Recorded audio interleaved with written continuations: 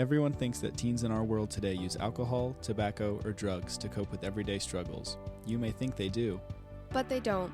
Welcome to the But They Don't podcast, a podcast for teens by teens. Join us as we cover substance use prevention, mental health, community conversations, and more.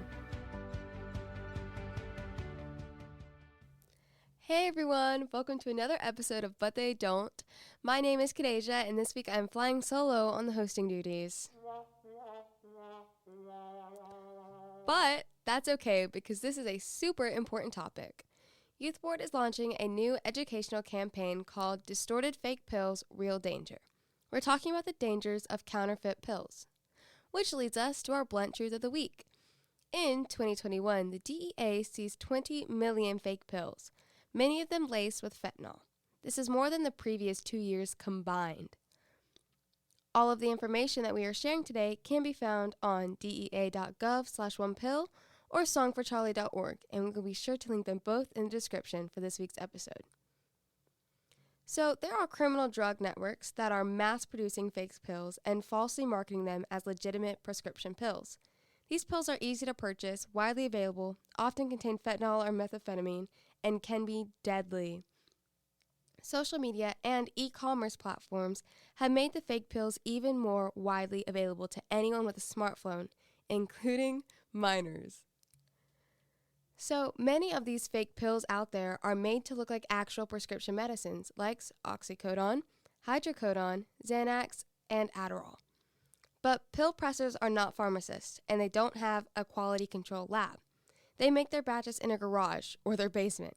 That means that some percentage of the pills that they sell are loaded with deadly doses of fentanyl. It's hard to say what percentage of them exactly contain that deadly dose, but authorities do estimate that there could be around 300 to 500 million fentanyl-laced pills in circulation at any given time. Remember those numbers from earlier that the DEA seized in 1 year? Well, recent DEA labs testing revealed that 4 out of every 10 pills seized that contained fentanyl contained a potentially lethal dose, which, did you know, fake pills that contain at least 2 milligrams of fentanyl is considered to contain a deadly dose? If you're having a hard time thinking about how much that is, it's smaller than the tip of your number 2 pencil. We'll be sure to share some pictures on our social media so you can go over there to see this as well. Also, recent reports state that over 100,000 drug overdose deaths were reported in the United States in the most frequent 12-month data available.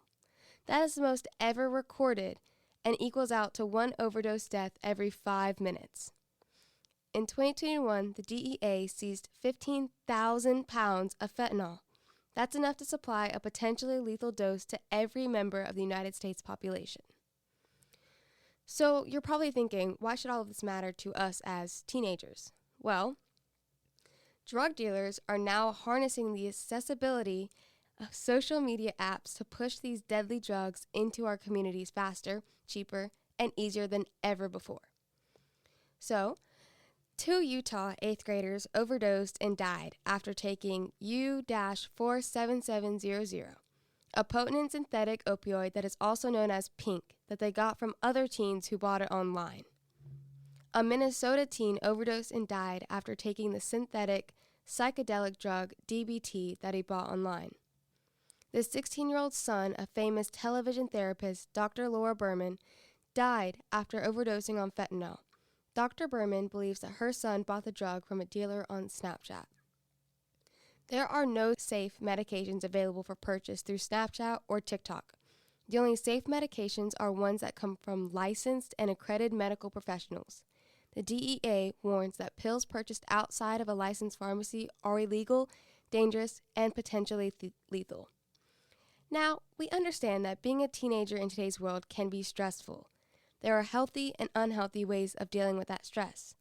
One of those unhealthy ways is seeking out temporary relief by purchasing these fake pills. You should only ever take a prescription medication from a parent or a trusted adult. For some healthy coping ideas, be sure to check out episode 20 of this podcast. Now, let's talk about some upcoming happy events for their youth board. So save the date and notice our date change. For Saturday, October 22nd, we'll be partnering with the Pickens City Police Department to host a Halloween party. There will be a live DJ, costume contest, Halloween trivia, and more.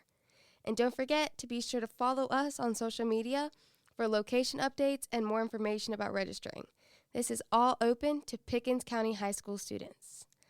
Don't forget to follow us on social medias at Facebook, Pickens County Youth Board, and on Instagram and TikTok at WeArePCYB. And if you found this episode helpful, please make sure to share it with a friend who you think would value in it.